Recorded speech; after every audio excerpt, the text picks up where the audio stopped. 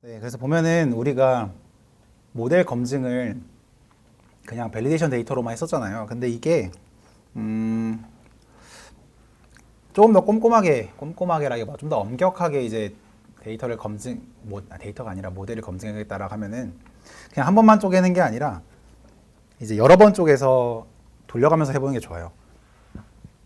그래서 뭐가 있냐면은 이제 사이클론에는 이제 사이클론이 아니죠.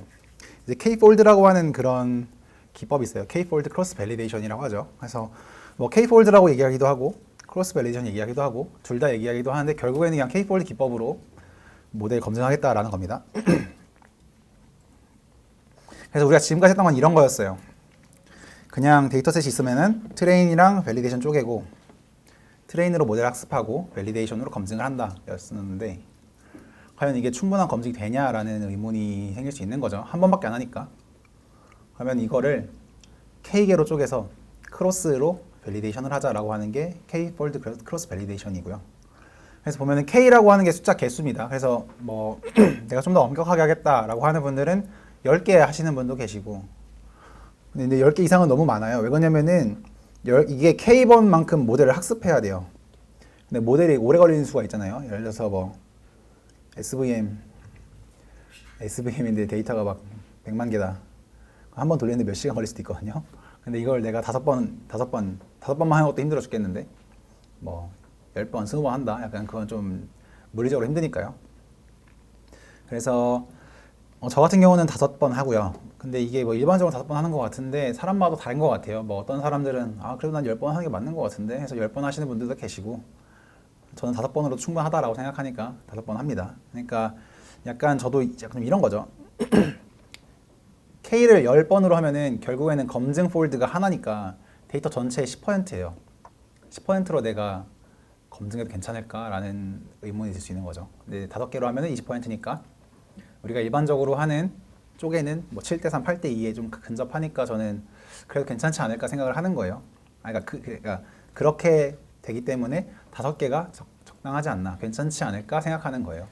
근데 이게 또 제가 계속 여러 번 말씀드렸지만 정답은 없고요. 이제 사람 그러니까 뭐 코드를 작성하는 사람에 따라서 달라질 수 있는 부분이라서 그거는 조금 다를 수 있다는 점 아시면 좋을 것 같습니다. 그래서 K개로 쪼갰으면은 얘 같은 경우는 5폴드인 거죠. 5폴드 크로스 밸리데이션인 건데 그 1번부터 4번까지 폴드로 모델을 학습을 하고 마지막 5번째 폴드로 검증을 하는 거예요. 근데 이제 이게 지금은 폴드 5번째가 검증이잖아요. 그럼 그 다음 이터레이션에서는 폴드 4가 검증, 그 다음 이터레이션에는 폴드 3이 검증, 그 다음은 폴드 2가 검증, 그 다음은 폴드 1이 검증, 뭐 이런 식으로 해서 5번 검증을 해요. 그렇다라고 하면은 이 밸리데이션 스코어가 5개가 나오겠죠. 그러니까 K가 5니까 5폴드로 나눠서 5번 반복을 하는데 그렇기 때문에 밸리데이션 스코어가 5번 나온다라는 얘기입니다. 그러니까 이렇게 되면은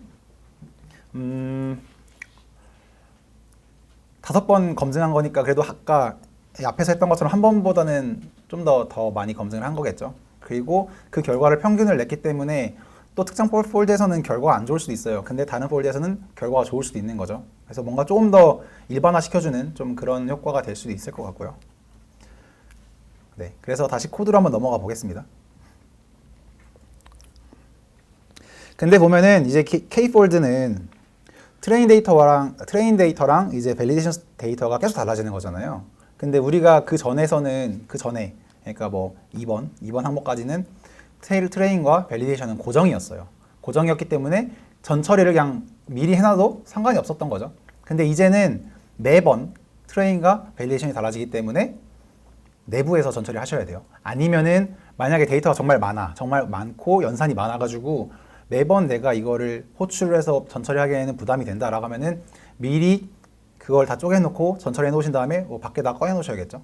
밖에다가 꺼낸다라는 게 그러니까 파일로 출력을 해 놓으셔야겠죠. 그래서 그냥 폴드마다 불러와가지고 뭐 여러 번 한다거나 뭐 그런 식으로 하셔야 될 건데 근데 우리는 지금 간단한 전 처리이기 때문에 그냥 할 겁니다. 그래서 보면은 아까 제가 위에서 했었던 게 데이터를 일단 쪼개고 들어왔네요. 얘는 쪼개고 들어왔으니까 리셋 인덱스 한번 해주시고요. 그리고 카테고리 컬럼에 들어있었던 애들 잠시만요. 제가 왜 이걸 이렇게 했을까요? 잠시만요. 여기 좀 수정하겠습니다. 잠시만요.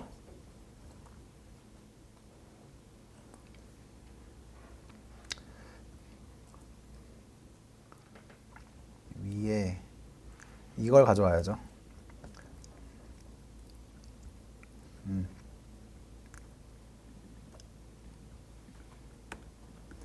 그러니까 널값이 있었던 애들 가져와가지고 다 처리한 거였잖아요. 물음표를 이제 그 컬럼에 최빈값으로 넣는 거였고, 넣으시면 되고, 이제 캐피탈 로스랑 캐피탈 게인 같은 경우도 제가 로그를 취한 다음에 변환해줬었죠. 살짝 보정을 해줬었고, 그런 다음에 필요 없는 컬럼들은 제가 드랍을 해서 다 날렸고요. 그리고 나서 스탠다드 스케일러를 가져와서 스케일링을 하는데, 트레인을 가지고 fit 트랜스폼을 했었고, 그런 다음에 밸리데이션이랑 테스트는 그냥 트랜스폼만 했었죠. 보면 수치형 컬럼에 대해서만 이거 확인하시고요. 그런 다음에 원활 인코더는 이제 트레인에는 있는데 테스트에는 없을 수도 있으니까 하나로 합친 다음에 fit은 했었고, fit은 하나로 했었고, 변화는 각자 따로따로 했었죠. 그리고 컬럼 같은 경우는 원활 인코더 이 객체에 이 카테고리즈 속성 보시면은 리스트로 있었어가지고 얘를 하나하나 다 더해서 컬럼 이름을 만들어줬었고요. 사실 이 컬럼 이름은 별로 중요하지 않습니다. 어차피 순서는 똑같으니까요. 그런 다음에 이제 원래 템프 X 트레인과 이번에 방금 제가 위에서 새로 만들었던 카테고리컬 데이터 프레임을 엑시스 1으로 해서 열 방향으로 붙였죠. 이렇게 열 방향 붙여가지고 새로운 트레인을 만들어줬고, 밸리데이션이랑 테스트 똑같이 했고요. 그런 다음에 기존에 있었던 카테고리컬 컬럼을 드랍을 해줬죠. 그런 다음에 얘네를 반환을 합니다. 근데 여기서 values라고 한 거는 뭐냐면은 데이터 프레임에는 내부적으로는 numpy 객체가 들어있어요. 그래서 얘를 numpy 객체로 반환을 하겠다는 거죠. 데이터 프레임으로 반환을 안 하고. 그래서 전처리한 거를 다 numpy 그걸로 반환하는 어떤 전처리 함수를 만든 거예요, 제가. 그 전에 했었던 그 프로세스 따라서 다 똑같이 한 겁니다.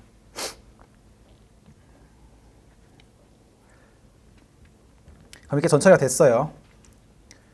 이거는 좀 이따 설명드릴게요. 얘는 좀 이따 설명드리고 그 다음 거로 넘어가겠습니다.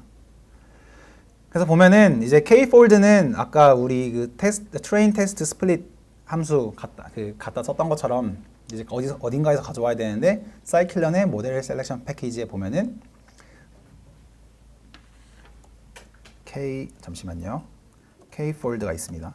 K폴드가 있고 스트래티파이드 K폴드가 있어요. 근데 제가 아까 위에 설명드렸잖아요. 그 스트래티파이가 뭐냐라고 하는 거. 스트래티파이는 그 스플릿하기 전에 클래스의 비율과 그 스플릿한 이후에 클래스 비율을 같이 유지해주는 그런 속성이 있는 건데, 그러니까 K폴드도 똑같은 거예요. K폴드도 이미지 한번 보겠습니다.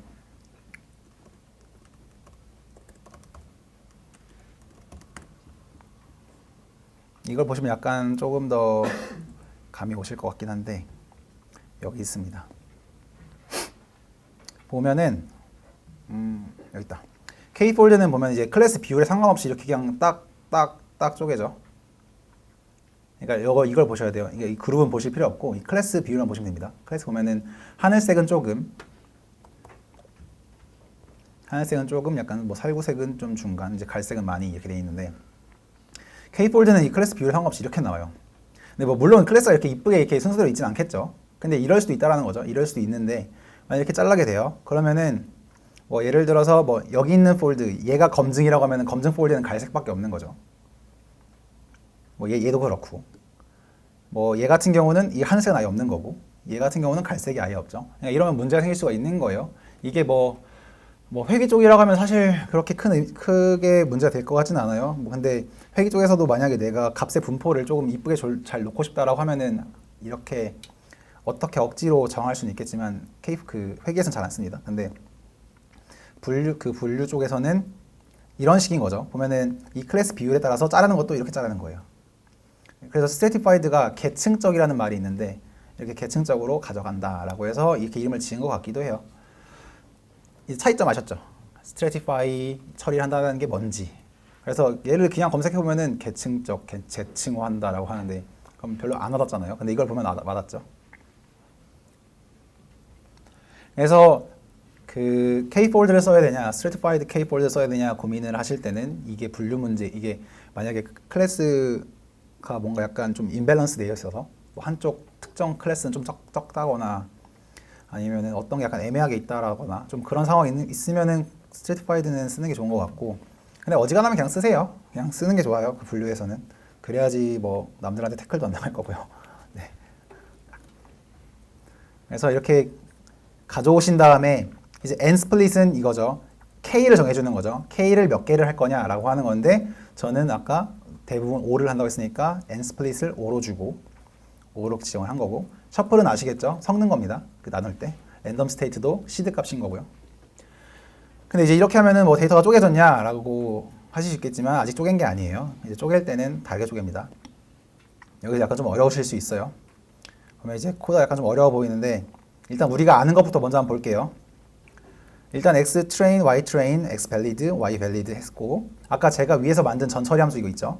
전처리 함수에 순서대로 넣고 어떻게든 뭔가 전처리가 됐겠죠? 된 거가 나왔어요. 얘를 가지고 우리가 xgboost 클래시파이어를 쓸 건데 GPU를 돌리네 하시면 되고, fit을 하는데 x train이랑 y train만 넣었어요. 우리 원래는 이렇게 넣었었죠? 이렇게만 넣었어요 원래는. 근데 뭔가 붙었네. 뭔가 붙었는지 한번 볼게요. 보면은 아까 제가 말씀드렸죠. evaluation set 해가지고 밸리데이션 이렇게 넣어줄 수가 있어요. 넣어줄 수가 있고, 원래 이벨 매트릭에는 뭐 로그로스 뭐 이런 식으로 쓸 수가 있거든요. 그러니까 이거는 이미 얘네가 구현해 놓은 그런 기능 함수들, 아니면 함수라기보다 구현해 놓은 매트릭들은 이렇게 문자로 넣으시면 돼요. 그럼 이 문자는 어디 있냐? XGBoost 이발 매트릭이라고 치면은 파라미터스라는 데가 있고,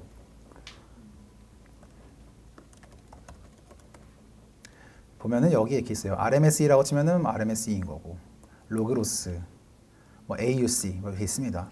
근데 여기에는 F1 스코어는 없어요. 그렇기 때문에 F1 스코어를 만들어서 넣어줘야 되는데, 어떻게 만들어야 되지? 라고 생각하시면은 구글에는 다 있습니다. 이렇게 누군가가 만들어준 게 있어요. 이걸 그냥 갖다 쓰시면 됩니다. 이렇게 갖다 쓰시면 돼요. 저도 보면 얘를 여기 위에다가 똑같이 갖다 쓴 거예요. 그러면 이제 얘를 그냥 함수를 이렇게 전달하면은 이렇게 전달하면은 이제 매번 F1 스코어를 계산을 하겠죠. 계산을 하는데, 이제 얼리 스타핑 라운지는 뭐냐면은, 네, 일단 얘로 평가를 해가지고 성능이 나아지지 않으면, 100번 동안 성능이 나아지지 않으면은 멈추겠다라는 거예요. 그래서 보면은 여기에 nestimators,nestimators,라고 해가지고 트리를 몇 개 만들 거냐, 부스팅 트리를 몇 개 만들 거냐라는 게 있거든요. 이거 막 한 20만, 뭐 200만 이렇게 주신 다음에 얘만 설정해 놓으면 알아서 꺼져요. 좀 더 효율적으로 할 수 있는 거죠. 그래서 저는 뭐 나중에 뭐 튜닝 같은 거 할 때 뭐 이거 막 10만 이렇게 주고 어차피 얘에서 걸리니까 꺼지거든요. 그래가지고 그냥 최대한 트리 개수는 많이 만든다라고 설정해 두시고 얘로 멈추게 해놓는 게 맞습니다. 그리고 이제 벌버스는 100번에 한 번씩 출력하겠다라는 의미고요. 그리고 또 보면 이제 매번 트레인 F1 스코어와 밸리데이션 F1 스코어를 이제 계산을 해서 출력을 해주는 거고, 제가 아까 말했죠. 그 에버리지를 마이크로로 해야 우리 대회의 매트릭과 똑같아진다 였던 거고, 여기 출력하는 거고, 이 밸리데이션 스코어는 이렇게 리스트로 따로 모아놔요. 따로 모아둔 다음에 밖에서 평균을 내서 뭐 이 모델이 어느 정도 성능이 된다라고 이제 판단을 하는 거죠, 우리가.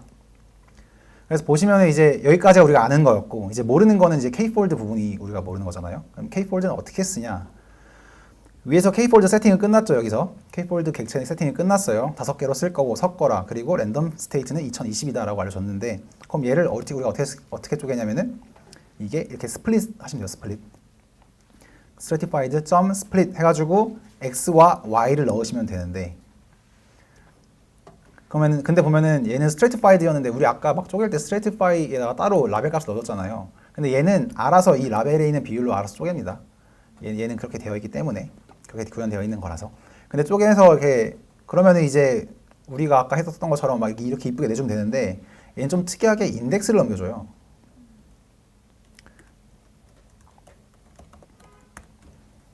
쳐보시면은 generate index to split data into training and data test set.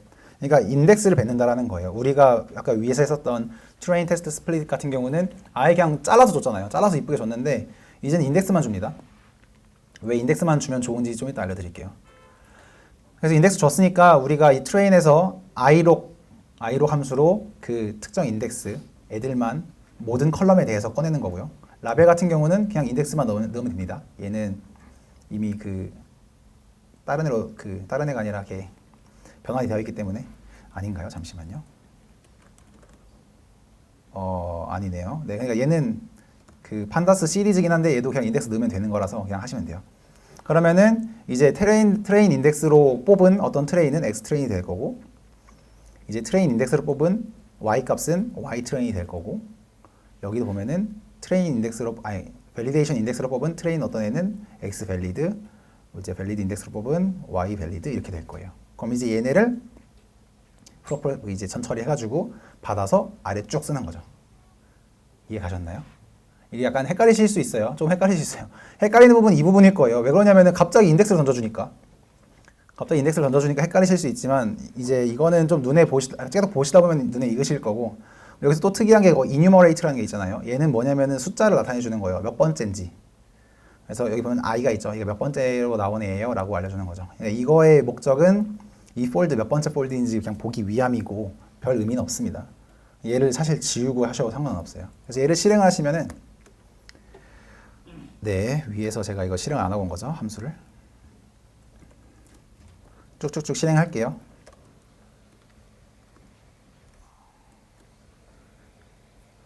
지금 뭔가 엄청 많이 출력되고 있어요. 그래서 여기 나오는 말이 무슨 뜻이냐면은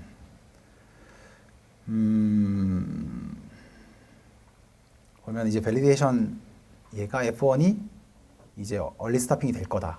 그러니까 이벨 매트릭인데 이제 이벨 매트릭에 사용할 데이터셋으로 전달이 됐고, 이제 얘를 사용을 해서 얼리 스타핑이 될 거다라는 거고요.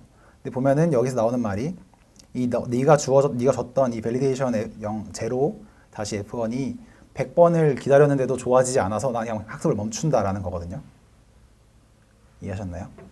그래가지고 학습되다가 멈추는 거예요. 그러니까 지금 얘가 아마 기본으로 100으로 되어 있어요. 그래서 한 번 학습했는데 이제 더 좋아지지 않으니까 이렇게 한 것 같은데, 그래서 이런 식으로 뭔가 출력이 많이 되어 있지만 잘 된 겁니다. 잘 된 거고, 마지막 크로스 밸리데이션 스코어는 0.8536인 거예요. 그러니까 우리가 이제 판단을 때는 얘로 판단을 하는 거죠. 얘로 이 모델이 좋다 안 좋다. 그러니까 모델을 튜닝할 때도 이렇게 K폴드로 그 뭔가 코드를 구축해 놓은 다음에 얘를 보고 판단을 하는 거예요. 얘를 보고 더 좋게 튜닝을 해라, 하지 말아라. 약간 이런 식으로 그런 식으로 되어 있는 겁니다.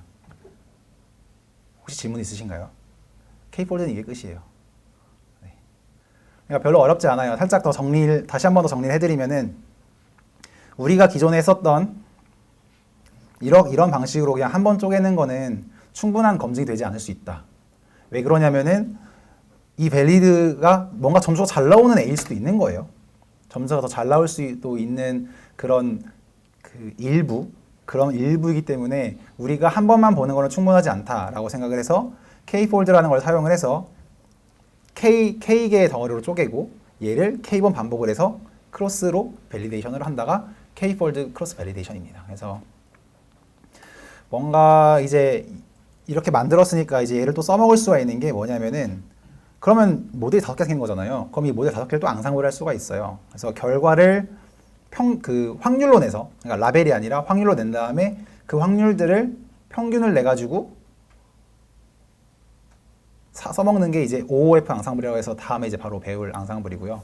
걔는 이제 폴드마다 나왔다고 해서 아웃 오브 폴드 앙상블이라고도 부르고, 뭐 에버리지 블렌딩이라고도 부르고, 말이 엄청 많은데, 근데 일반적으로 캐글에서 쓰는 말은 OOF인 것 같아요. OOF 앙상블이라고도 얘기하는 것 같고, 이게 왜 헷갈리냐면은 보면은 보면 얘네 같은 경우는 지금 RMS 2여서 에러 값이거든요. 오차값. 오차값은 낮을수록 좋잖아요. 근데 F1 스코어는 높을수록 좋아요. 그래가지고 얘가 반대로 되어 있지 않을까 생각했었는데, 아마 이 질문 자체가 나 F1 여기 엑스비트에 쓸 거야 라고 말했으니까 아마 반대로 해놨을 거예요, 그 사람이. 네, 그래서 그게 약간 헷갈렸어요. 그래서 만약에 반대로 안 돼 있다라고 하면은 얘를 이렇게 되는 거죠. 1 이렇게 해야 오차가 되겠죠. 아마 잘 돼 있을 거라고 저는 믿겠습니다. 네.